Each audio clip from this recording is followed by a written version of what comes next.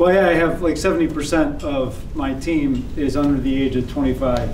So we hear a lot of those conversations about the millennials and how tough they are. And I actually think they're a great generation. Some of you here are millennials. And we have a lot of good people with strong work ethics as well. So I got to meet a few people. How many here, a lot of entrepreneurs, how many here have your own business? Oh, okay, so most everybody. How many have more than 5 people in your organization? So quite a few. It's interesting because a lot of things we talk about are, you know, what's your biggest challenges? How many of you would say people? That's funny. So yeah, we were talking about that last night with Chloe. We got to go over to her restaurant. Great place. I'd recommend going there if you haven't been there. Yeah, and those challenges, like how do we motivate people? And that's where I've actually kind of fell into this success that I've had with Trust and Track Leadership and the things that that Bo Burlingham came out and wrote a story about us on, and where I just, you know, I didn't realize what I was doing was actually something different, and I just was doing the way my grandmother had taught me, you know, just take care of people and do the right thing, and out of my passion for taking care of people and then wanting to build a company and building systems around it, all these things started happening and started getting recognized from CNBC and you know, Inc. magazine, and you know, these different, we're featured on a bunch of different TV shows and stuff like that. So, and then I ended up writing a book about it. So for me, it's really all, I started with, you know, how do I take care of my people? And that's where I started with, and started building systems around our purpose. That's where I found to be a real opportunity in business today, is defining a clear purpose in our organizations. How many of you here have a mission statement or some kind of mission or purpose? Anyone? A few? Okay. That's great. I think it's starting to be more common as well. What I found along the way, though, is there's actually a little difference between a mission and purpose. To me, mission, there's a lot of great mission statements out there, but often what they are is a to-be statement or something that we're thinking about in the future, right? We have a mission.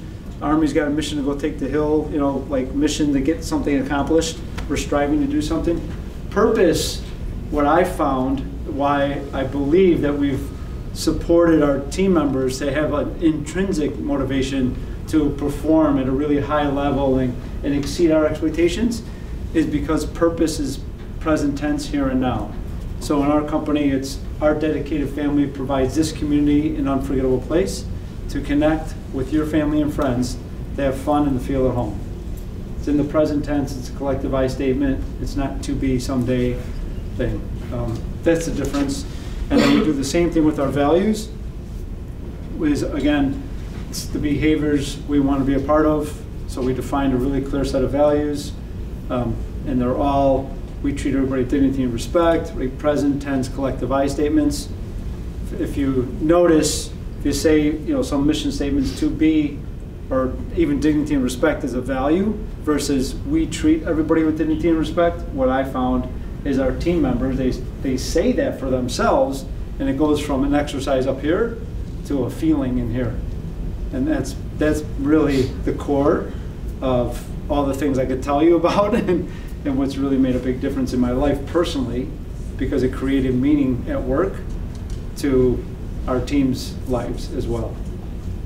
So that's a really pretty big summary. And when Bo Burlingham came out to do the story about us, and you know, all the systems and processes I've read about in my book and we've done, at the end he's like, there's something different about your leadership. You know, it's not, you're more of a coach, and it's different than that old command and control model that used to, you know, the Industrial Revolution, and that was a good management style for many years. But that's back in the old days when most people were going to factories, and we weren't in this age of this conceptual age where innovation and creativity is so important now. So we need our team to be thinking on their own and doing, you know, and that's what actually this generation really responds to well, is thinking on their own and being a part of something bigger than themselves. So that's where he actually helped through that conversation. We identified this term. What we're doing at NYC is really a trust and track type of leadership, not command and control management. So I think that's the opportunity in all our businesses, is to really think about what's the impact of our business? How are we having an impact on humanity, society, and really connect that impact for our team and ourselves. And from there, that life-work balance becomes all one thing. It just becomes life. So what questions could I support, and what questions does anybody have? Yeah, I think that's a good question. Especially when it comes to missions, and I think as people are starting to, I'm seeing a lot of businesses, say, wait a second, this, for example, the millennial conversation, right? We have this big workforce now that's actually bigger than the baby boomer generation. It's like, how do I motivate my people? How do we tap into this big workforce of millennials? So a lot of companies are actually saying, you know what, we need to have values in our organization. So that's something I see as a good thing. The challenge, though, is a lot of the times it's the marketing department that's saying, oh yeah, we need values. So the marketing department is coming up, oh yeah, here's some really cool values for us, right? And it just becomes an intellectual exercise, and here's our values, go do, and it ends up a plaque on the wall or something, and it's not authentic. The opportunity, the difference where I feel like we all have an opportunity is to actually be authentic about our values, be authentic about our purpose, talk to the team, really do it in a collaborative way. Why are we here? What brought us? Many of us, I did that process with my company. It wasn't just me telling everybody what our purpose and our values were. It was a bunch of us that worked in the company. We had our own passion, why we were there, and from those individual passions came this collective purpose and collective values. So that's the difference, is actually going deeper with our values versus just the marketing department. And then following up on it, making sure the leaders are actually modeling those behaviors as well. And it's not, oh no, it's just for you guys. It's everybody has to do this. Yeah, so that's a common question. A lot of people ask me, what does trust and track mean? And me and Joe were actually talking about it as well last night. What I found is trust and track has to be two parts. Actually, when I first did roll out our purpose and our values, I was in business for 7 years before I defined our purpose and really learned how that could really make a difference in our organization. And so I went at first, rolled out purpose and values, and I'm a very nice guy, everything was nice, and I had a lot of trust. I believe people, I don't believe anybody gets out of bed in the day and says, you know what, I want to go screw up today. I believe people get out of bed in the morning and they actually authentically do want to do a good job. So that was nice, and I had a lot of trust. But what I found was I had trust and hope, and I wasn't holding people accountable. And actually, that cost me a lot of money. It cost me probably thousands of dollars of just trusting and hoping people would get things done and do things they didn't. Then I started tracking behaviors. And then I started holding people accountable, celebrating positive behaviors that people were doing when I noticed them, and course correcting and coaching them in the moment. Right? Coaching in the moment, I think, is a much more effective model than annual reviews. So what I learned then, that there's got to be this balance. It's got to be trust and track, and not just trust, or not just track. Because just track by itself is just really command and control, right? So that's the difference. Starts with a belief in people, so that we trust people, and then also we want to add to that tracking people's performance and giving them coaching along the way. We have actually 3 different types of feedback that we teach. Yep. Oh, that's interesting. And coaching and recognizing positive behaviors in the moment, all day long. Something as simple as that. I love that question. Keep asking questions, right? We call that performance feedback. Right? One thing that you did well, and one thing you could do to enhance. I just did, right?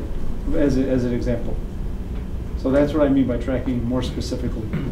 I think the other thing that's important is, especially today, this day and age, is that the feedback has to be reciprocal.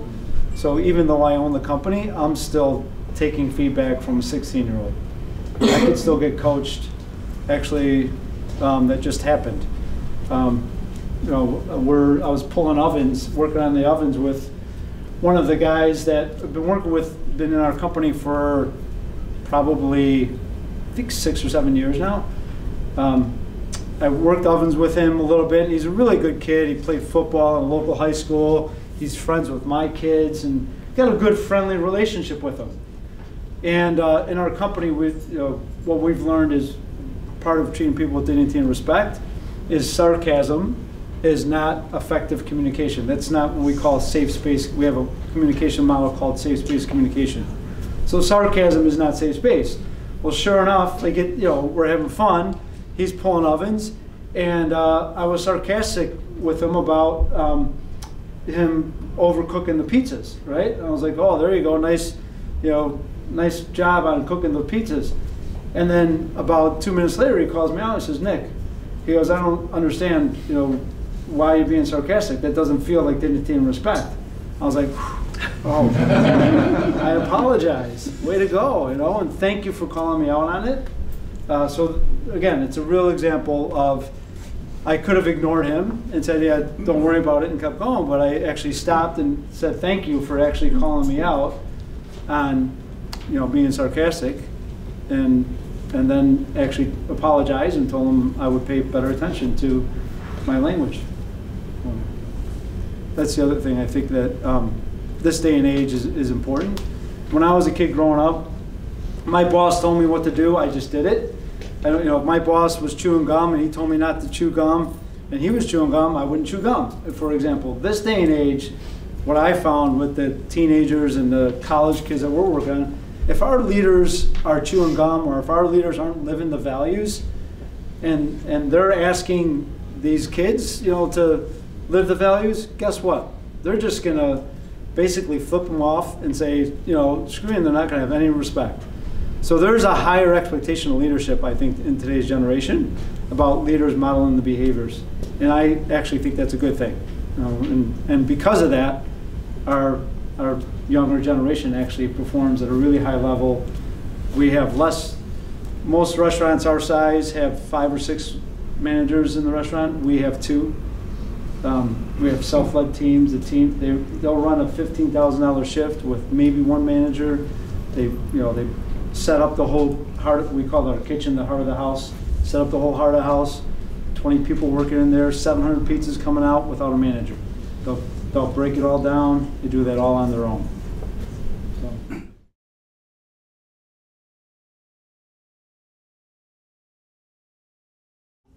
So when I first, about a year into my business, I had people coming to me and asking for a raise. How many of you have had that, right? Does anybody like that? I don't know. I'm not a big fan of people coming to me and asking for a raise. It's such a hard conversation because you got one. In this case, it was Tommy, right? This one kid, Tommy, was a high performer, kicks butt, and then this other kid, Mike, right? And Mike wasn't quite that good. And they both started like within a month of each other. And it was really easy for me to see the value of Tommy, but I was having a hard time with the conversation with Mike, wasn't. So what I did about a year ago, a year into my business, when I first started 20 years ago, I said, you know what, if I could teach you guys how we make profit, right? And actually open the books, be 100% transparent with our financials, and I could train you well, how about if I create a system where you can get your own raises? So that's what I did. So that's how so I'm a big fan of giving raises based on performance versus tenure.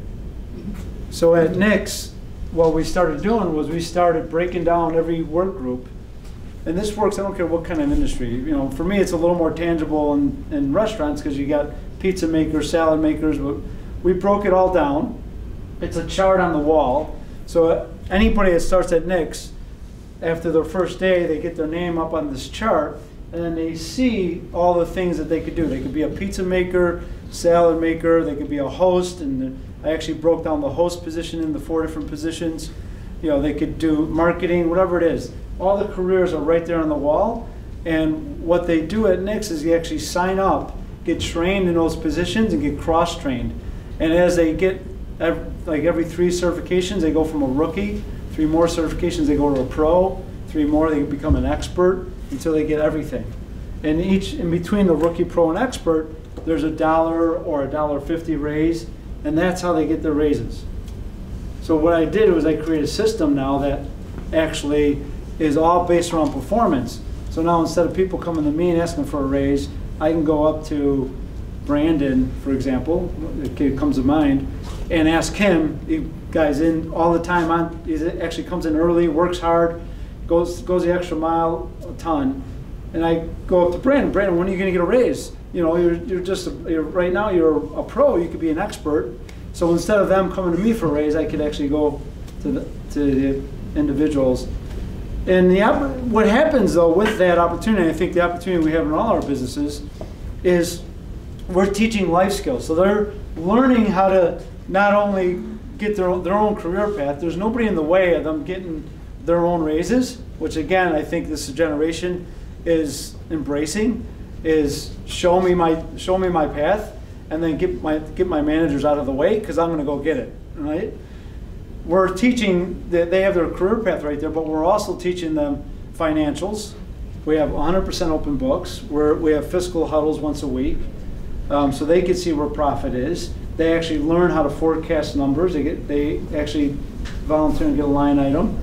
We're also teaching them communication skills, our Rudy Mix Safe Space communication model. We're teaching them how to stay out of drama using Cartman's drama triangle and another model like that. Yes. Wow. 100%. And I would agree. Wow was at first when I first opened the books, and first I was like, this feels kind of scary. You know, I'm making 6 figures, and I have a kid that's making $15 an hour. What are they going to respond to? I was a little bit afraid of that at first as well. And some might charge release. Yeah. What I found, the interesting part, is actually it became a point of inspiration. So these kids that are making $15 an hour, they said, you know what, someday if I could open my own business, I could be making what you're making. How do I do that? How do I get there? And the great thing is we have a path for them. So at NYC, everybody comes to NYC, they go to orientation. Orientation's all about culture. We spend actually about 2 5-hour days teaching about purpose, values, how to use our purpose and values in solving issues and problems. Then everybody goes to 101. They learn our product, how to make a pizza, and then they split up into 201, and that's where the chart on the wall shows bartender 201, cook 201, host 201, marketing 201. And then if they want to be a trainer at NYC and get profit sharing, they go to 301. And that's where I actually built the NYC University around, where we teach emotional intelligence, those self-awareness, Cartman's drama triangle, all those leadership tools. And then if they want to open their own business, they go to 401 and they learn how to run a business. They learn the inventory, interviewing, hiring, all those other things. So.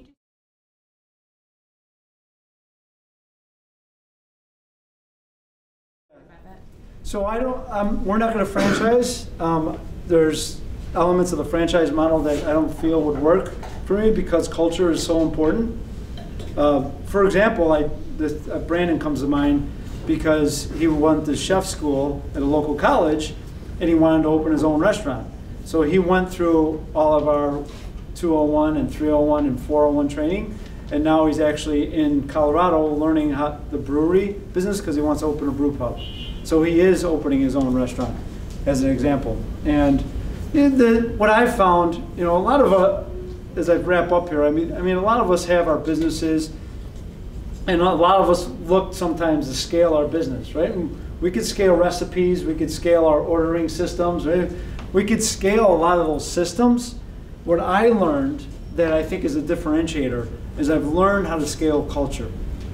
And a lot of people would say, oh yeah, when you open a new restaurant in a different city, the culture's going to change, all that stuff.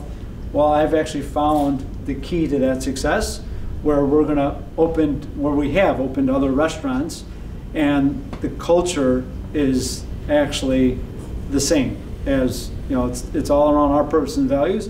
And the funny thing is the culture in the community has actually changed more around the way our people treat people out in that city.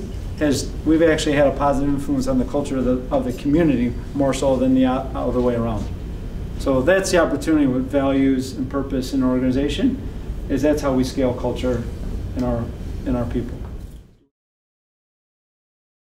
Oh yes, no, we don't have stock options yet. We do give them profit sharing though. Every month they have an opportunity, because we're so transparent about the money. We take a portion of the profit, 15% of profit, and it goes into a profit sharing pool, and then they split up. Whoever took the class, I used to do profit sharing for everybody, and I learned that wasn't so good. So now we ask that you take a class. Anybody can get it. We ask that they take a class, and then they can share in the profit sharing.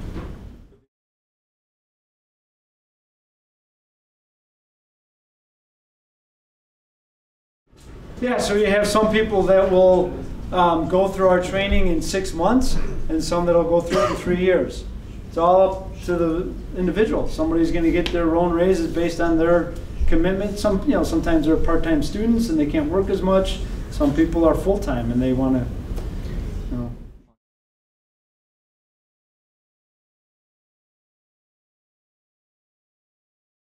Our biggest recruiting tool is our people. Our team, especially when you think of young individuals this day and age, they love to talk about their work when their work is great.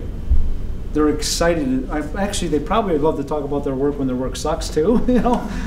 Fortunately, though, we're on the good side of that. So it's amazing how many team members are talking about their friends and bringing their friends and family over. That's our biggest recruiting tool. That's helped us a ton. So that's another advantage of culture as well. I mean, in taking care of our team is. Which means that you bring people with the same faith and culture around the same values. Yes, likely. Yeah, right. When we're hiring A+ high performers, likely their friends are high performers as well. So a lot of times we'll get a couple people from the local football team, and then a whole bunch of other football players will come, and it goes down. The neighbors. The stay-at-home mom or divorced or however it is. A lot of times she'll have her friends, or a lot of school teachers, career folks as well, looking for an extra income, will get those friends as well. So there's so many advantages to having a strong culture. And the crazy things, just a few months ago we had another. This is the 5th time it's happened, where a guest came in and gave one of our team members over $1,000 tip on an experience. So that's the other opportunity. We had How much was it being? How much was it being? It was like a $40 bill.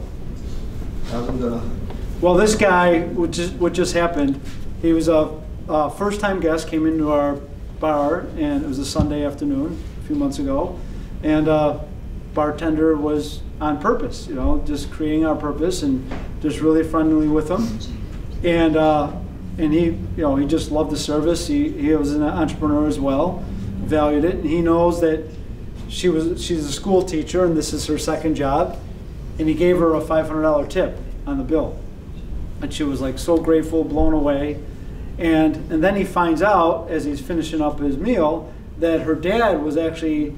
It was a Sunday afternoon, and her dad was having lunch at the other end of the bar. And then he decides to pay his tab, and then he puts $1,000 on his tip. So it was a $1,500 tip. It actually made news and stuff like that. And that's the 5th time it's happened, believe it or not.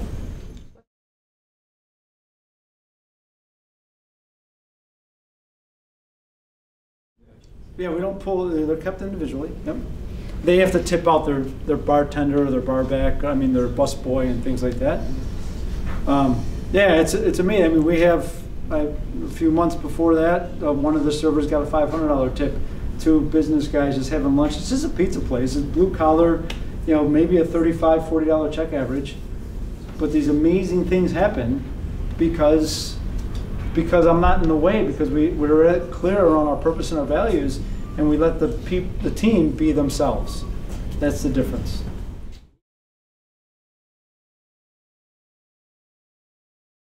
So we have a certification process for trainers to get certified to teach that. So I used to, like many of you here, everything I do, I try to put a system in place so I don't have to do it anymore. As soon as I come up with an idea, it's like I want to learn it. Okay, let me put a structure around it. We were talking about strategy, structure, culture. Put a structure around it, So we have trainers that teach it. And actually, now we have businesses, that's where the NYC University came.